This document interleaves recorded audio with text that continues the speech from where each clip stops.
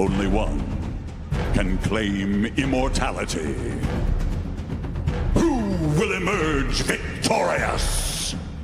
The final battle begins!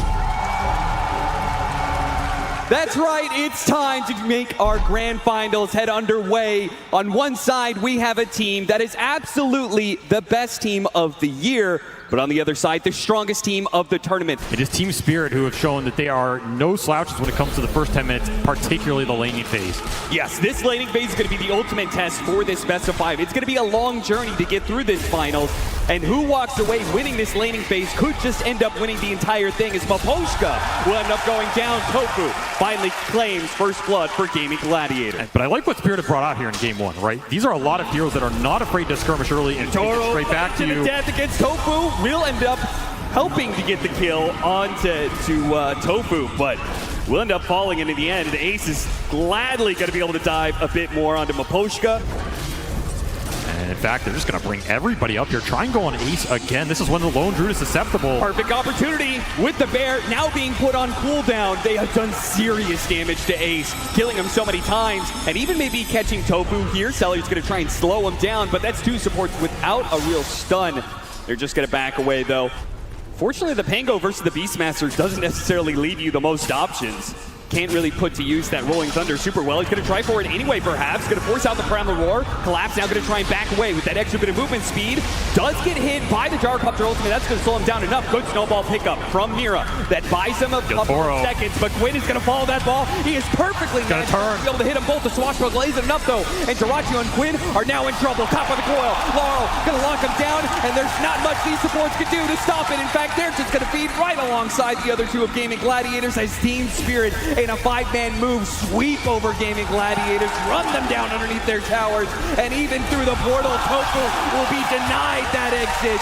Instead, he'll head back to the fountain after a triple kill for Yatoro. It's funny, but I feel like the game plan is kind of swamped where Team Spirit want to be able to run over GAIMIN GLADIATORS, take these outer towers so they can disrupt that ancient farming. They're going to go straight to it. No hesitancy whatsoever. Immediate coil put onto Quinn, but they don't really have the strength to be able to bring him down just yet. Protected by all of GAIMIN GLADIATORS, who, again, they saw Team Spirit in the bottom lane show up as 5. They will do the same here in the mid lane. Quinn looks to find his mark, looks to see if he can drive right on through and straight to Miposhka. He'll find him here in the corner, clear out most of the trees, but Laurel is actually going to bounce back in here. They're going to retake the fight. Miposhka's going to stand and fight as best he can, but they pick off Ace immediately.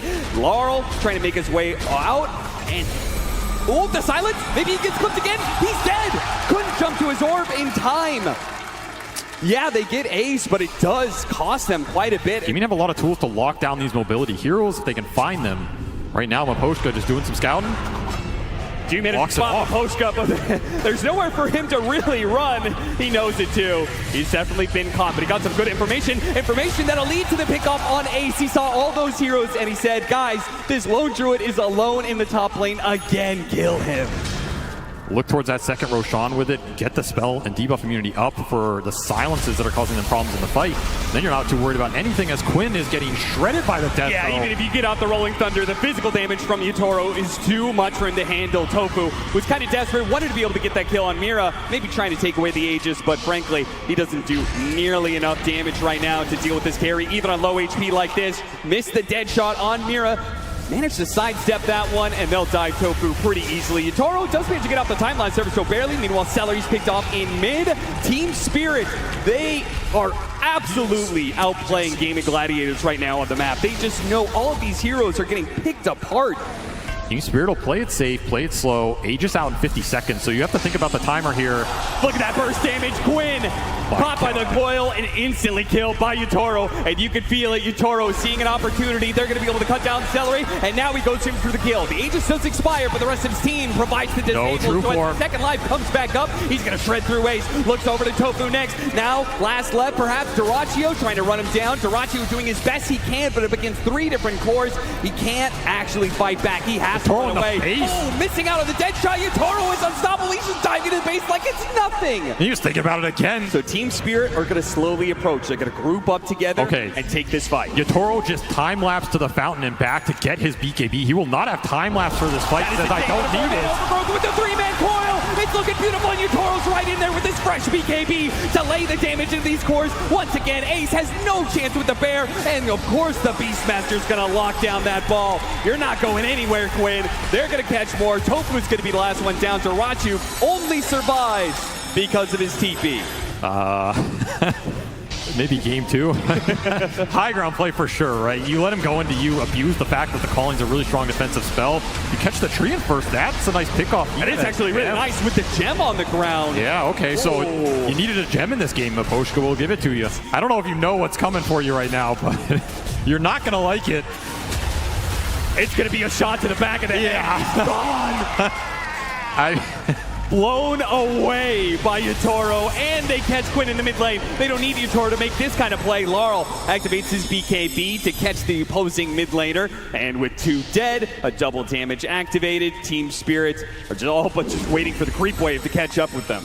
Well, that's one way to break the high ground. Just one-shot an enemy off-lane carry hero, and force it with a double damage here. Yatoro has AC aura behind him now as well, so that Deso plus the Swarm plus the AC is just going to amp this physical through the roof right now, which makes this high ground siege a lot more tempting. Here it goes for the jump. BKB immediately activated by Darachu, but there's that physical damage. Darachu, he can't actually stand up against Yatoro and has to back away. Of course he's diving. Yatoro, yeah, he's just going to go for it. See if he can get it. Got it! Oh, no way! The final bit of damage required. Yatoro can claim it. Yatoro, boss. This man knows no fear, no limits right now. He's just taking your base at 30 minutes, a position GAIMIN is used to putting their opponents in. Yeah, I don't see how they stop this without Darachu. I mean, I think Mira can also jump if he really wants to just force the issue. Yeah. His Tuskar is hella tanky right now. Gossamer Cape Drum, happy to start the engagement, particularly if you can find a good core target. He got feared on the jump. That was incredibly impressive, actually, but it will not yield them the fight. And it'll be a second lane. I mean, Mira's quite farmed. Oh, yeah. You're talking about a high ground break mechanism. They really get in a stalemate and need it. He's going to kick someone out, and Yatoro just runs straight into them. Pops BKB, turns around. Oh, man, that damage is just building up so quickly. Quinn's got it in an instant. So is the bear. Darachu battling up against Laurel, but the big bad boss of the fight is definitely Yatoro. And once he turns his eye on a hero, absolutely over. Game over for this one. The Team Spirit making absolutely no qualms.